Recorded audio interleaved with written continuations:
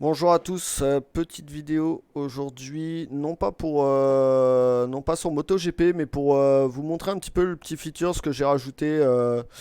C'est la semaine dernière, c'est le rythme cardiaque. Je vais vous montrer si vous avez une Apple Watch, comment intégrer la fréquence cardiaque à votre stream, ce qui peut être sympa sur des jeux compétitifs ou alors sur des jeux type Resident Evil, des jeux un peu flippants.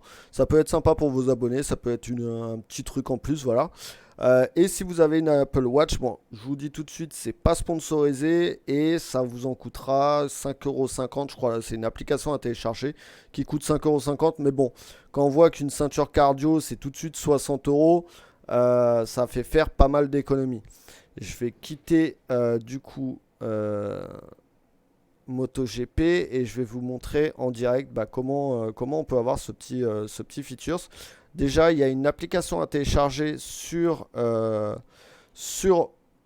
votre Apple Watch. Ça s'appelle Stromno. Je mettrai tous les liens directement dans les descriptions. Donc Stromno. Une fois que vous avez téléchargé l'application, vous allez ouvrir l'application sur votre Apple Watch et il va vous demander, vous allez cliquer sur Connect et il va vous demander un code. Le code, vous l'obtiendrez lorsque vous allez créer votre compte. Vous créez un compte, donc email et compagnie. Vous avez Dashboard, vous cliquez sur Dashboard en haut à droite. Et là, voilà, il vous donne le code. Et une fois que vous avez ce code-là, vous le rentrez. Une fois que vous l'avez rentré, voilà, je viens de le rentrer, il se met en ligne et il intègre directement votre fréquence cardiaque. Donc là, elle est à 61 BPM. Ensuite, en dessous, vous pouvez gérer votre features tel que vous le voulez. Vous pouvez changer le petit icône, vous pouvez changer la couleur de l'icône, vous pouvez mettre s'il est animé, pas animé, le mettre en bleu si ça vous plaît. Voilà, vous le mettez comme vous voulez. Même chose pour le chiffre de la fréquence cardiaque. Vous mettez ce que vous voulez. Voilà, c'est cool pour l'intégrer à votre stream. Et ensuite, vous avez ce lien-là. Et ce lien-là, il sera copié et à intégrer directement sur Streamlabs ou dans votre logiciel de montage pour le stream.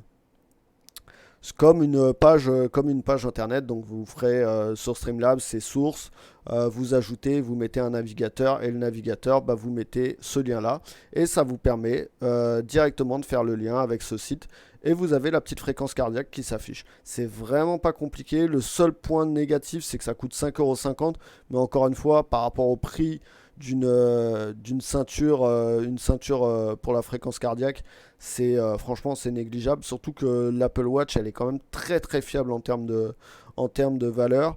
Moi, je m'en sers au quotidien pour le sport, donc vraiment, elle est très très fiable. Donc, voilà, n'hésitez pas à me dire si ça vous a plu. C'était une petite vidéo tuto très rapide.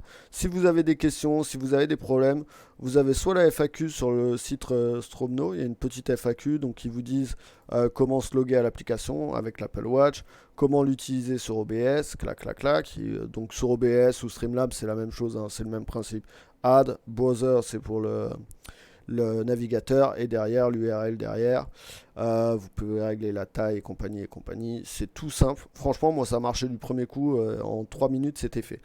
Voilà, n'hésitez pas à vous abonner, à me dire si ça vous a plu. Voilà, si vous voulez d'autres vidéos, je ferai une petite vidéo aussi. Vous pouvez voir qu'il y a la manette. Je ferai une petite vidéo sur la manette, sur comment intégrer la manette. Et puis voilà, je pense que j'ai fait le tour de la question. Je vous dis à très bientôt et abonnez-vous, petit pouce, vous connaissez, hein, j'ai pas besoin de vous le dire. Allez, ciao.